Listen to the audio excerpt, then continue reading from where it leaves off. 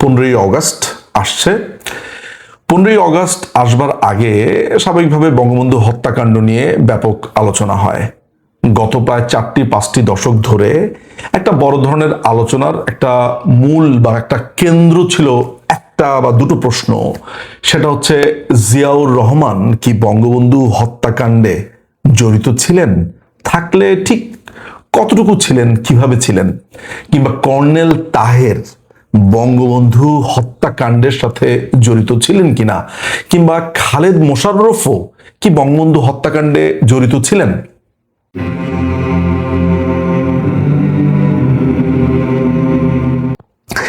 জিয়াউর রহমানের ব্যাপারে যদিও মোটামুটি ভাবে একটা অবস্থানে চলে এসেছে যে জিয়াউর রহমান বঙ্গবন্ধু হত্যাকাণ্ডে জড়িত ছিল, সেটার নানান ধরনের প্রমাণ উপস্থাপন করা হয়েছে, বলা হয়েছে, এবং কেউ বিশ্বাস করছে কেউ বিশ্বাস করছে না, সেটি নানান ধরনের তর্কাতর্কি হয়েছে।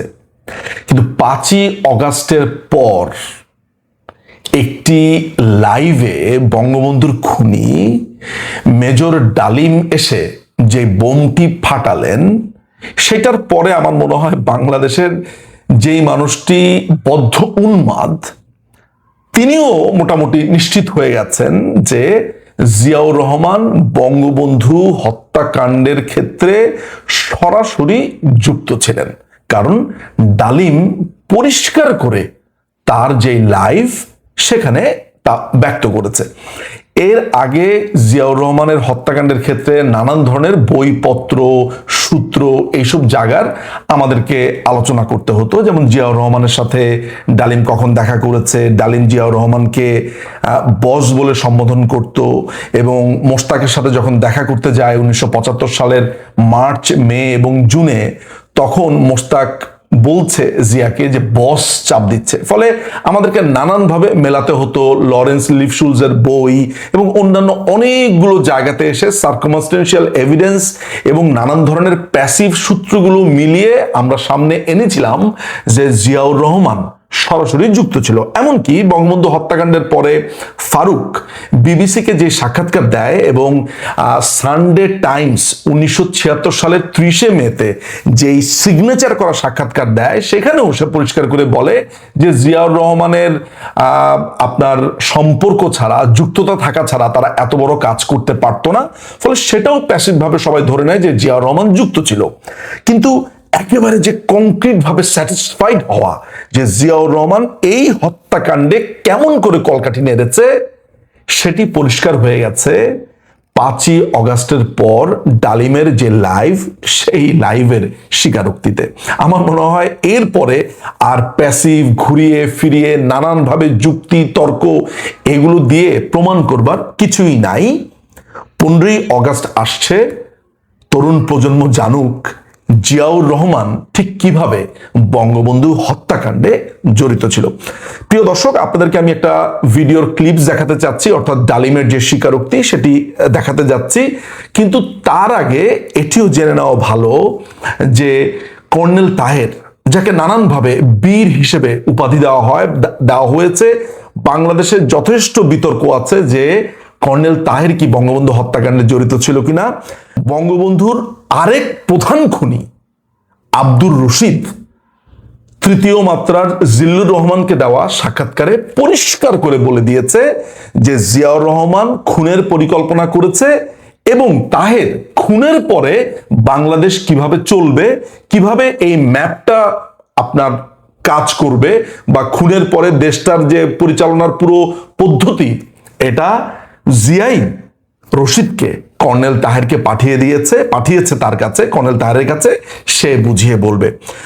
তরুণ প্রজন্মের কাছে বলছি, চলুন আর কথা না বাড়িয়ে আমরা প্রথমে ডালিমের সাক্ষাৎকারটা দেখব। ডালিম যে লাইভটা করেছে সেখানে দেখব যে জিয়াউর রহমান কিভাবে কোরআন শরীফ শপথ করে মুক্তিযুদ্ধ যখন চলছিল, মাথায় রাখবেন, যখন মুক্তিযুদ্ধ চলছিল, ওই মুক্তিযুদ্ধের আড়ালে ভারতের পশ্চিমবঙ্গের কল্যাণীতে তারা মিটিং করে বঙ্গবন্ধুকে খুন করবার।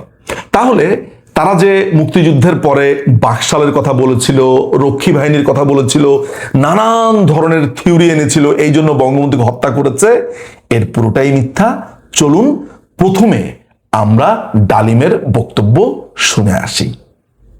স্যার, আরেকটা জিনিস পরিষ্কার হয়েছে স্যার, আপনি কি একটা বলছিলেন যে কোরআন শপথ করা হয়েছিল, মানে কি কি হয়েছিল? আমি বলি, মুক্তিযুদ্ধের আড়ালে আমরা সেনা পরিষদের বীজ বপন করি, কারণ আমি জিয়া রহমানকে অনেক আগে থেকে চিনি, পাকিস্তান আমল থেকে চিনি, একসাথে কাজও করেছি। যাই হোক, আমি গিয়ে ওনার সাথে যোগাযোগ করি এবং তাকে বুঝাই যে স্যার আপনি ধৈর্য ধরুন, আমরা আপনাকে সহজে হারাবো না।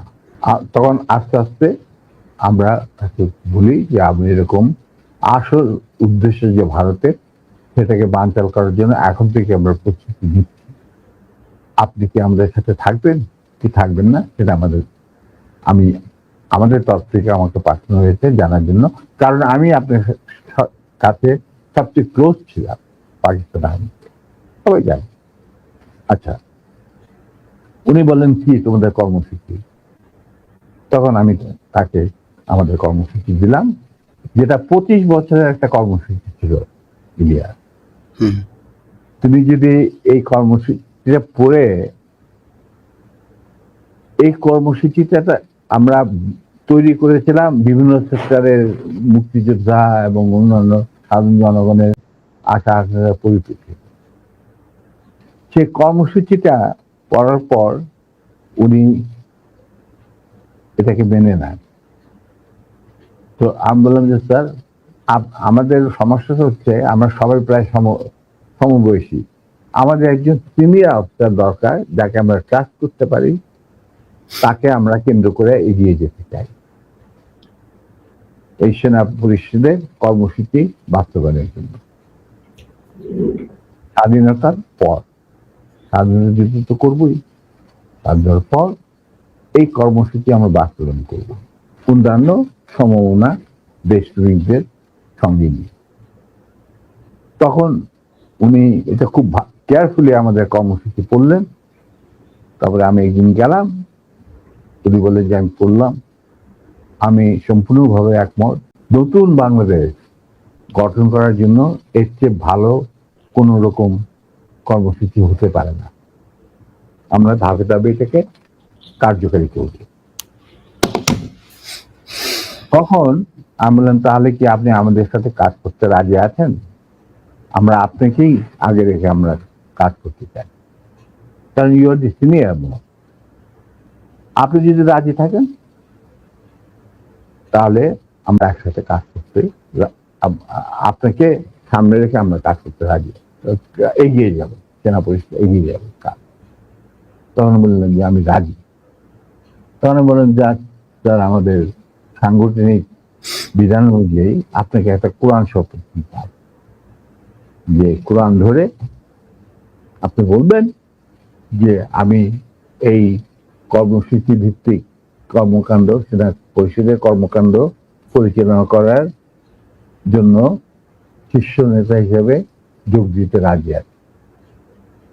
উনি উজু করে আসলেন, কোরআন শরীফ রাখা হলো, তার উপর হাত রাখলেন, আমি ওর হাতের উপর হাত রাখলাম, তারপরে এই শপথ উনি দিলেন। তবে একটা শর্ত থাকতো ওনার তরফ, যে যতদিন পর্যন্ত রাষ্ট্রীয় ক্ষমতায় আমরা না যেতে পারবো ততদিন পর্যন্ত সেনা পরিষদের সাথে আমার যে কোনো সম্পর্ক আছে সেটা প্রকাশিত করা যাবে না। আমরা বললাম আমরা সবাই পরামর্শের মাধ্যমে বললাম বললো শুধু তুমি আর নূর এই দুজনের পারমিশন থাকবে আমার সাথে যে কোনো সময় যে কোনো অবস্থায় যোগাযোগ করা। আমি বললাম আমাদের খুব বেশি যোগাযোগ করার দরকার হবে না, তবে প্রয়োজন মতো নিত্য বেসিসে আমরা দুজনেই আপনার সাথে যোগাযোগ করি, তাও তার বাসায়, অফিসে না। এই হলো কথা। আপনাদের ওই 25 বছরের পরিকল্পনাতেই কি শেখ মুজিবকে ক্ষমতাচ্যুত করার পরিকল্পনা ছিল? অবশ্যই।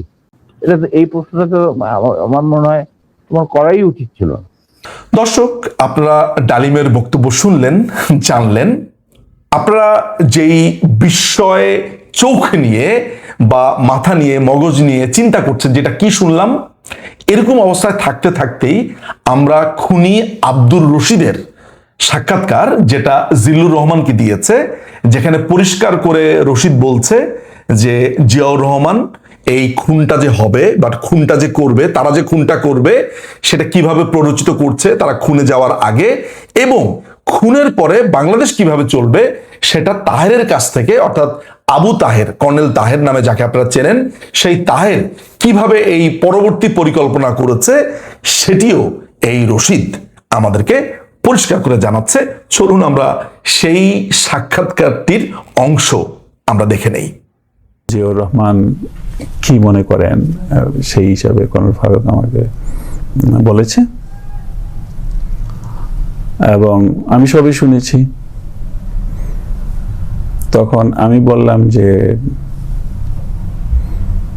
জিয়াউর রহমান যা ভালো করে সেটা হয়তো দেশের জন্য ভালোই হবে, আর এই যে পরিস্থিতি, এই পরিস্থিতি যদি বদল করার প্রয়োজন হয় তাহলে সে করতে পারে। এটা কর্নেল ফারুক আপনাকে ব্রিফ করেছেন যে আর্মির মধ্যে যে ক্ষোভ অসন্তোষ আছে, ক্ষোভ অসন্তোষ এবং অবস্থার একটা পরিবর্তন বা সরকারের বদল করবার জন্য মূল ভূমিকাটা পালন করছেন জিয়াউর রহমান, এবং সেই হিসাবে জিয়াউর রহমানের সাথে তার অনেক কথাবার্তা, আলাপ আলোচনা হয়েছে। 2 দিন পরে আমার পোস্টিং ক্যান্সেল হয়ে যায়। আমার পোস্টিং তখন যশোর থেকে ক্যান্সেল করে আমার এই পুরানো ইউনিট 2 ফিল্ড রেজিমেন্টে আমাকে দায়িত্ব গ্রহণ করতে বলা হয়।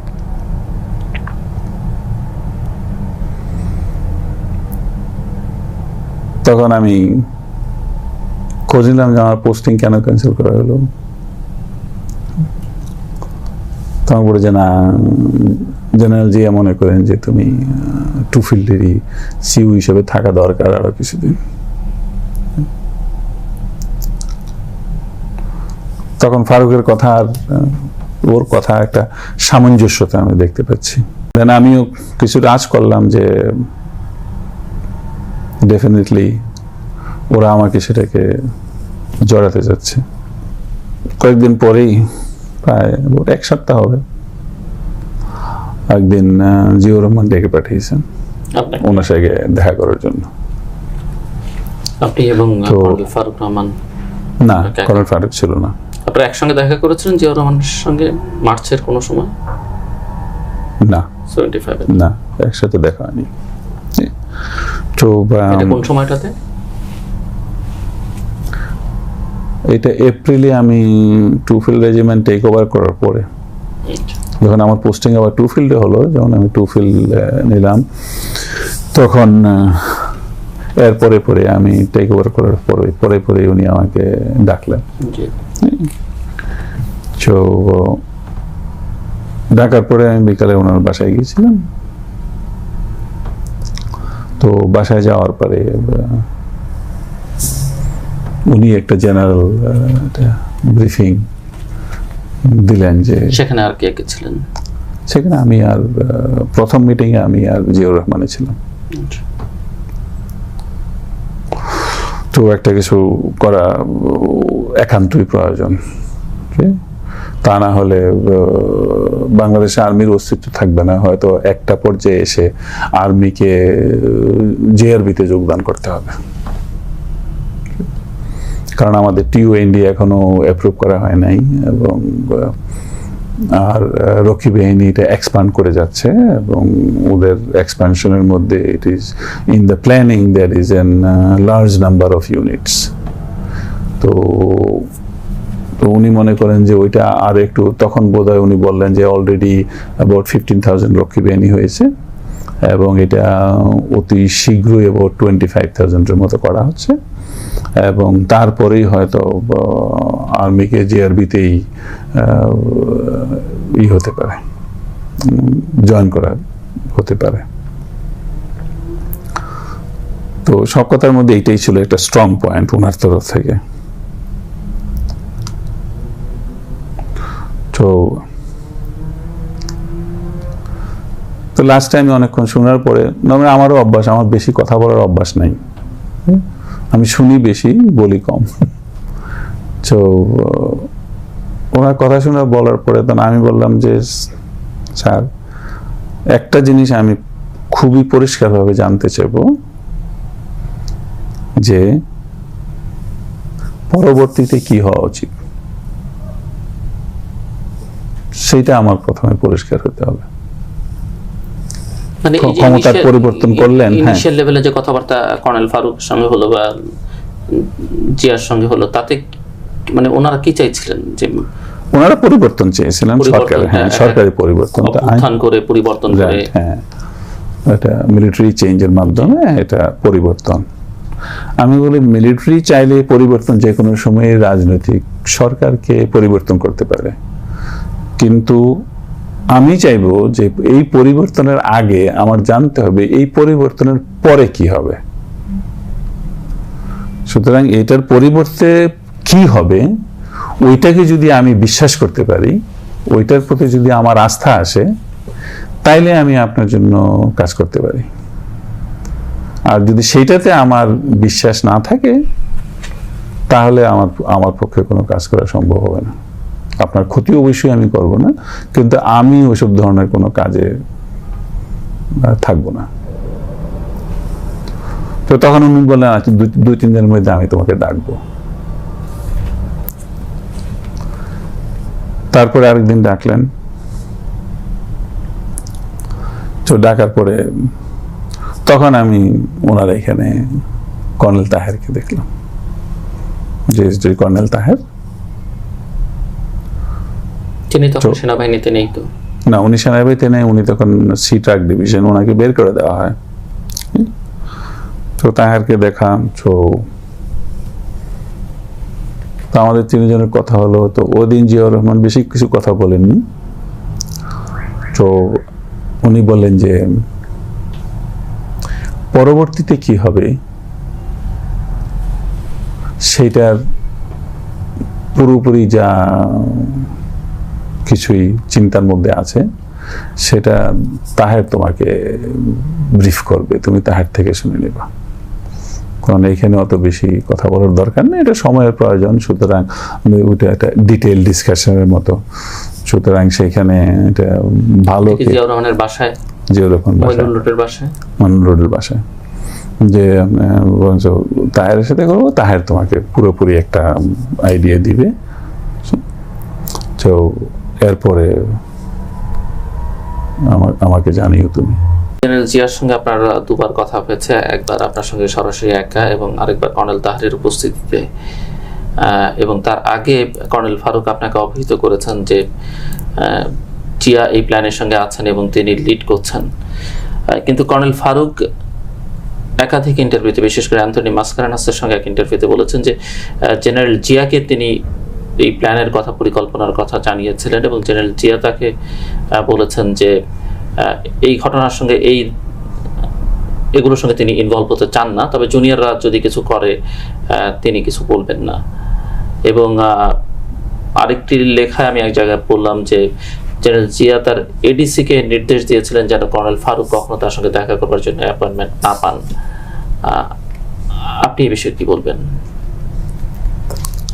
সো মানে এই ঘটনাগুলো বোঝা যায় যে হয়তো তার মৌন সমর্থন ছিল, তিনি সক্রিয়ভাবে ছিলেন না এবং তিনি ঠিক কোনোভাবে এর সঙ্গে যুক্ত, সেটি যেন না বোঝা যায়, এরকম একটা চেষ্টা তার মধ্যে ছিল। হ্যাঁ, সেটাতে একটা জিনিস যে কর্নেল ফারুকের সাথে হয়তো কথা অতটা না বলতে পারেন, কারণ কর্নেল ফারুকের সাথে বেশি ডিটেল আলাপ করা বা ই করা হয়তো উনি মনে করতে পারেন যে যেহেতু কর্নেল ফারুক একটু বেশি কথা বলে, একটু বেশি ভাগাভাগি দৌড়াদৌড়ি করে এবং বেশি লোকের সাথে যোগাযোগ করতে চায়, তো সেই জন্য হয়তো উনি মনে করেছেন যে এটা সিকিউরিটি ওয়াইজ হয়তো উনি মনে করেননি, তার জন্য হয়তো বেশি করেননি। তবে ফারুক আমাকে যেটা বলেছে সেটা মৌন সম্মতির কথা তখন বলেনি, ওইটা উনি রাজি আছেন, কিন্তু আমাদেরকে করতে হবে। কিন্তু পরবর্তীতে যখন আমার পোস্টিং ক্যান্সেল করে দিল, that gave me an indication that Zia তখন আমি ইনশিওর করছি যে, তখন আমি ডাইরেক্টলি ইনশিওর করেছি আমাকে যতক্ষণ পর্যন্ত জিয়া না বলবে ততক্ষণ পর্যন্ত আমার করার কিছু নাই। পোস্টিং করার পরও আমি পোস্টিং করছে ভালো কথা, আমি তো পোস্টিং যে কোনো জায়গায় আমি চাকরি করতেছি। কর্নেল তাহেরের সঙ্গে আপনি পরে কথা কি হলো, মানে তিনি আপনাকে কি বললেন, কোথায় বললেন? আচ্ছা, জিয়ার বাসায় মিটিং এর পর?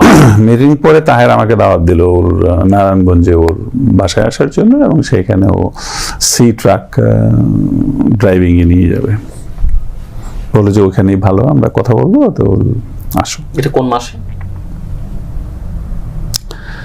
এটা হবে মে মাসে। তো সেইখানে colonel Taher had whatever his agenda was right or wrong, but he was clear, at least he was clear what is after. তো সেখানে উনি বলল যে, তখন ওই জেএসডির কথা বললো, জেএসডি এভাবে জেএসডি একমাত্র সংগঠন যেটা মুজিবের এগেনস্টে স্ট্রিট প্রটেস্ট করতে গিয়ে এরকম বেশ কয়েকজন লোক মারা গেছে, এটা করেছে। তো এগুলি বলে জেএসবি মোটামুটি ভালো ইসেতে আছে।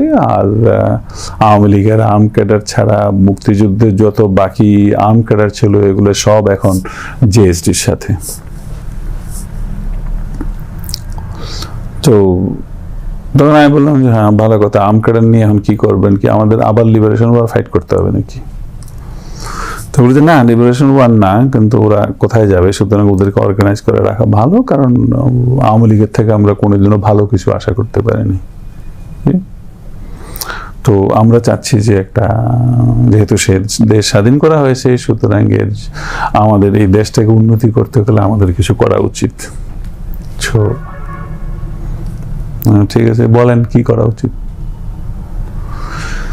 তখনই উনি বললেন যে অনেকই নর্মাল পলিটিক্যাল কথাই হলো, এর মধ্যে যে ক্লিয়ার কাট কথা যে what is after, which was my question.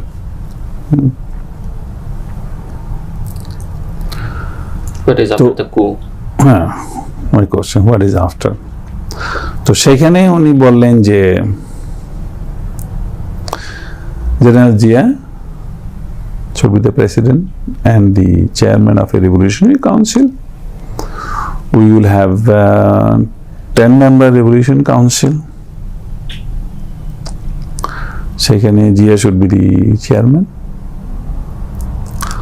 আর বলো যে তুমি তো থাকবেই, আমি ওর চেয়ে জুনিয়র, তুমি তো থাকবেই, এবং কর্নেল ফারুকও থাকবে। আর এছাড়া কর্নেল তাহের থাকবে, আরো এইভাবে 10 জনের নাম ধরলো, বাকি অনেকে আমি চিনি না। আর্মির তো সবাইকে আমি চিনি, কিন্তু বাকি ওদেরকে আমি চিনি না। যেই দিন করা হবে তার 7 দিন আগে আমাকে জানাতে হবে। 7 দিন আগে যদি আমি জানি, তাইলে ওই 7 দিনের মধ্যে আমি আমার সম্পূর্ণ আর্ম ক্যাডারকে পজিশনিং করব। পজিশনিং করে কি করবেন, কোথায় পজিশনিং করবেন? বলে যে আমরা ইম্পর্টেন্ট আওয়ামী লীগের যতগুলো আছে তাদেরকে আমরা মেরে ফেলবো, ডিস্ট্রিক্ট লেভেলে কয়েকজনকে, আর সেন্ট্রাল লেভেলে সেন্ট্রাল কাউন্সিলে যারা আছে তারা। সুতরাং 1 সপ্তাহ সময় পেলে তারা কে কোথায় আছে এটা খুঁজে ওদেরকে পজিশনে নিতে হবে, যেন ওরা পালাইতে না পারে। আমি বললাম যে হ্যাঁ ঠিক আছে, 1 সপ্তাহ আগে যদি সত্যিকার ভাবে করাই হয়, সত্যিকার ভাবে করা হলে তাইলে 1 সপ্তাহ আগে আপনাকে জানানো হবে। ওইটা বলে আমি চলে আসছি। কর্নেল তাহের এবং জিয়ার সঙ্গে যখন কথা হচ্ছিল, তখন কি ওনাকে মেরে ফেলার কোনো কথা ওনারা বলেছিলেন কিনা?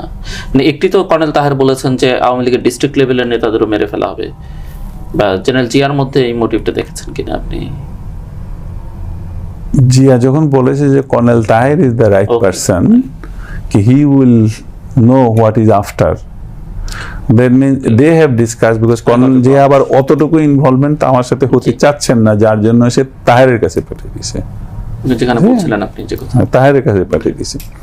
প্রিয় দর্শক, আপনারা খুনি জিয়া এবং খুনি তাহেরের যে ভূমিকা বঙ্গবন্ধু হত্যাকাণ্ডের পেছনে, সেটি খুবই স্পষ্ট শুনলেন। আমি নিশ্চিত যে এই ভিডিওর পরে আপনাদের আর কোনো সন্দেহ থাকা উচিত না।